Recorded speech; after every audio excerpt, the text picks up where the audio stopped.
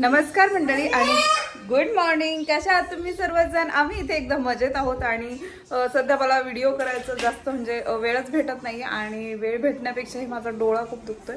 तर एवढा मोठा सुजलाय डोळा आणि माझ्यासोबत गावचाही डोळा सुजलाय.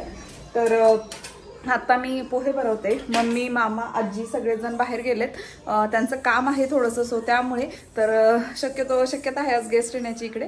तर मग मी म्हटलं की आता मस्त पोहे बनवते आणि कामवाल्या ज्या बायका आहेत तर त्या आल्या नाहीत. तर स्वयंपाक तर नाही आहे त्यांना आज, परंतु आजीचं साफसफाई करून घ्यावी म्हटलं. आजीला फ्रीज वगैरे आणि ही विंडो साफ करून घ्यावी, कारण काल सगळं स्वयंपाक वगैरे भांडी मी घासली आणि त्यांच्याकडनं किचन साफ करून घेतलं. आजीचा खूप कचरा झाला कारण आजीला दिसत नाही, सो त्यामुळे आजीला कळत नाही कचरा झालेला. तर आणि सांगितल्याशिवाय कोणी व्यवस्थित करत नाही, सो त्यामुळे तर मग मी म्हटलं की ते सांगावं त्यांना. आज फ्रीज आणि विंडो क्लीन करून घेईन आणि शक्यता आहे बाल्कनी देखील क्लीन करून घेईन, आजीची व्यवस्थित लावून घेईन त्यांच्याकडनं. कारण कपडेही मी माझे वॉश करून टाकले सगळे मुलांचे आणि माझे, तर त्यांना कामही नाही जास्त. तर मी आता चहा ठेवलाय आणि थोडेसे पोहे करते माझ्यासाठी. आणि गाऊ माहीत नाही खाईल की नाही, पण राघव थोडेसे खाईल, सो त्यामुळे. तर इथे आजीचं काही नसतं, तुम्ही काही घ्या खा सगळं पोटभर. आजीचं भरपूर सारं काही सामान असतं. आणि मामाही सारखे फोन करून विचारतात काय आणायचंय का. तर राघवसाठी नेहमी आंबे घेऊन येतात आणि राघव खूप आंबे खायला शिकला इकडे आल्यापासून. तर त्याच्यासाठी गाठी शेव वगैरे आणली मामांनी आणि भेळचं फरसाण वगैरे आणलंय, तर त्यालाही आवडतंच हो. त्यामुळे तर आता मला माझे जे कपडे आहेत तर ते व्यवस्थित लावून ठेवायचे आहेत बॅग्समध्ये, कारण आम्हाला उद्या पुन्हा आळकुटीला जायला निघायचंय. कारण दुबईवरून येणार आहेत माझे मिस्टर, तर आज रात्री ते बसणार आहेत आणि उद्या सकाळपर्यंत पोहोचतील. परंतु आम्हाला उद्या दुपार होणार आहे जायला किंवा दुपारीच निघणार आहे. तर अजून फिक्स नाहीये कसं जायचं, कारण मागच्या वेळेला जे मामांचे मित्र होते तर ते एखाद्या वेळेस उद्या जर जाणार असतील तर ते 1 वाजता निघतील. मग आम्ही इथनं 1:30 वाजता वगैरे निघू, 2 वाजता. परंतु जर ते नसतील तर मग आम्ही उद्या सकाळीच एसटीने जाऊ. मामा आम्हाला चौफुलापर्यंत सोडतील आणि तिथनं पुढे आम्ही एसटीने जाऊ, असा प्लॅन आहे आमचा. पण वस्तू भरपूर आहेत, तर म्हटलं ज्या वस्तू लागत नाही, मम्मीचे जे साड्या वगैरे आहेत तर ते इथेच बॅग भरून ठेवून देईन. कारण मामा रक्षाबंधनला नेहमी येतात आणि मी जेव्हा लहान होते ना, एकदम लहान म्हणजे मी स्कूलमध्ये जात होते गावी, तर तेव्हापासून मामा रक्षाबंधनला येतात. आणि मोठे मामा रक्षाबंधनला येतात, छोटे मामा भाऊबीजेला वगैरे यायचे किंवा मग भाऊबीजेला मम्मी जायची. परंतु मोठे मामा नेहमीच रक्षाबंधन कधीच आजपर्यंत त्यांनी चुकवलेलं नाहीये. सो त्यामुळे कितीही पाऊस असला तरी त्या गाडीवर यायचे. आधी तर मम्मी सांगायची की तिचं लग्न झालं तेव्हा ते सायकलवर यायचे, कारण तेव्हा गाडी नव्हती. नंतर गाडी घेतल्यानंतर कितीही पाऊस असला तरी कधीच ते म्हटले नाही की मी जाणार नाही रक्षाबंधनला, नेहमी आलेले आहेत. सो मी आता आजीला हेल्प करून आजीचं किचन वगैरे सगळं व्यवस्थित लावून ठेवलंय. थोडीशी भांडी आहेत त्यांना घासण्यासाठी, परंतु मला आता माझे कपडे वगैरे व्यवस्थित लावून ठेवायचे. कारण काय होतं की विसरतात कपडे. राघवचे जे मॅचिंग ड्रेस आहेत, राघव इकडे ये, बाल्कनीमध्ये नको जाऊ, इकडे ये. त्याला उद्योग सुचत आहे. ड्रावर्स वगैरे ओपन करून ठेवते मामांचे, ऐकतच नाहीये. गाडी आण इकडे, तुझी कार इकडे आण. कुठे तुझी कार? आणि आज गाऊला मामाने टीव्ही लावून दिलाय पेपा पिग वगैरे, सो त्यामुळे ती नादवली आहे. कारण तिची जी फ्रेंड झाली आहे, आजीच्या फ्रेंड आहेत त्यांची मुलगी, तर ते स्कूलला गेले. ते 3 वाजता येतील. सो 3 वाजता ती आली की तिकडेच असणार आहे संध्याकाळपर्यंत. ती जेवते देखील तिकडेच, झोपायची तयारी झाली होती काल तिकडेच तिची, परंतु आम्ही घेऊन आले. म्हटलं की चल त्यांना पण उगाच कशाला त्रास म्हणून. आणि मी तिला हेल्प केलं ते ड्रॉइंगचं ते ती म्हणते मी गुड आर्टिस्ट आहे. मग तिने मला म्हटलं की ते डायग्राम ड्रॉ करायला. ओके. आणि इथे दाखवू गाऊ तुझ्या डोळ्याला, दाखवू ना, काय नाही कळत.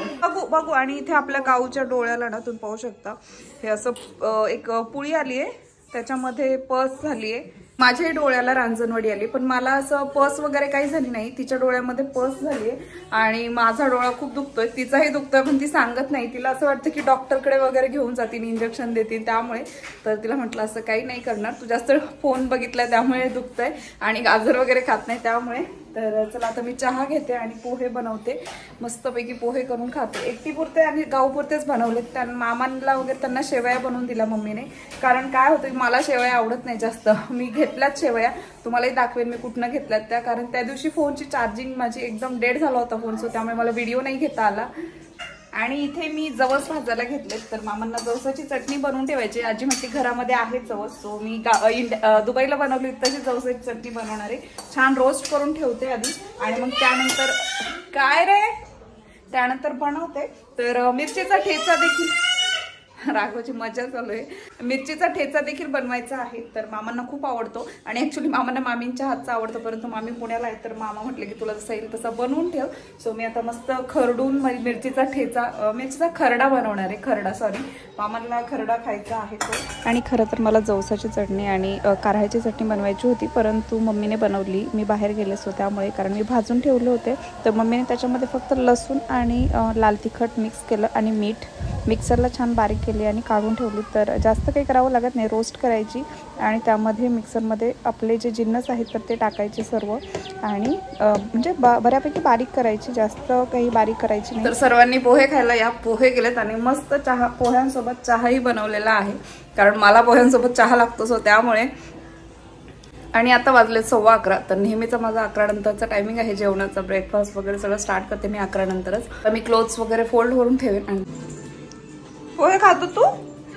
तुला आवडले? गरम आहे.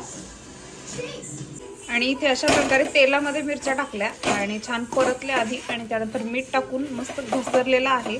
तर यालाच खरडा म्हणतात. तांब्याने घसरा किंवा कशाने तुम्हाला ज्याने घसरता येईल त्याने घसरा.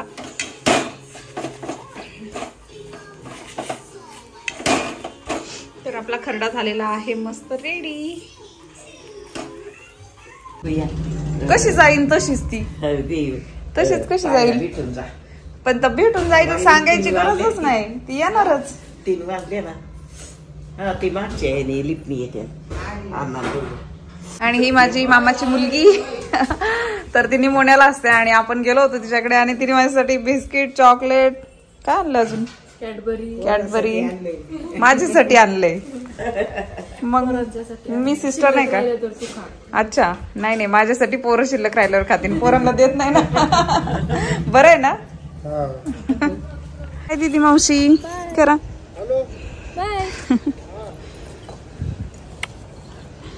चल बाय, घे काळजी, आरामात चालू दे. तू मस्त ठणठणीत, टेन्शन नाही शेतात काम वगैरे करून. काम केलं तर चांगलं राहतंय, पण नाहीतर आळस येतो.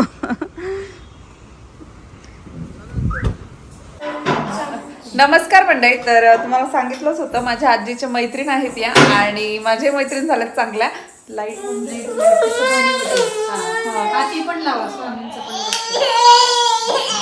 झालं.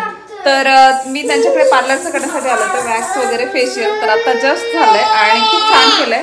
त्यात माझा डोळा आहे तर डोळा सुजलाय सो त्यामुळे खूप जपून करायला लागले त्यांना. तर त्यांनी पोहे मागवलेत आणि आता संध्याकाळ झाले आणि ते खूप खरंच छान करतात. खूप म्हणजे रिलॅक्स फील झालंय मला आणि मस्त पोहे मागवलेत त्यांनी. तर आता मस्त पोहे खाते आणि मग घरी जाते. आम्हाला खरेदीलाही जायचंय, तर आता थोड्या वेळाने जाऊ, कारण उद्या जायचंय गावी. तर मग आजच राहिलेली खरेदी करून टाकणार आहे. खाऊ, हे बघ खाऊ, हे बघ खाऊ, हे बघ राघव पोहे, ये पोहे खायला ये. धर, चालली आहे गाऊ तू दीदी बरोबर? पार्क मध्ये. अच्छा, पार्क मध्ये जवळ आहे पार्क? तुला दीदी खूप आवडली, दीदी जवळच राहते तू? हा होय, राहते दीदी जवळ, राहा ना. पार्क आहे इथे जवळ. ओके, मग तू दीदीकडे जेवण करून येणार आहे आज? हा नाही, मग घरी भाकरी करते मी तुझी. ओके, चपाती कर, भाकरी. बरं, चपाती खायची तुला? मग एक काम कर, तू दीदीकडून चपाती घेऊन ये, मी चारते तुला. चपाती मध्ये न्यूट्रिशन असतं. अच्छा, भाकरीत नसतं? अच्छा. काय रे? आ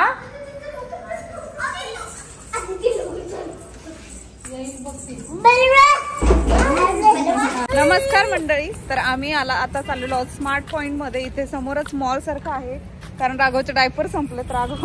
राघव सर खूप आंबे वगैरे खाल्ले, त्यामुळे म्हटलं की डायपर घेऊन येत आता. तर चला तुम्हाला दाखवते. इथे उरुळीमध्ये स्मार्ट पॉइंट आहे ते. आणि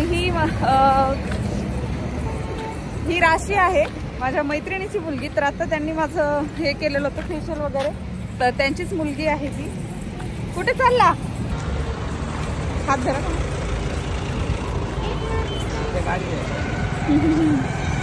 घाबरला.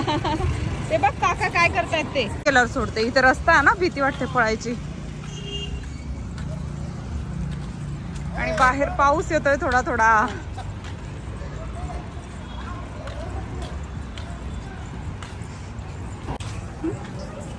अच्छा, मॉल सारखं आहे छोटा.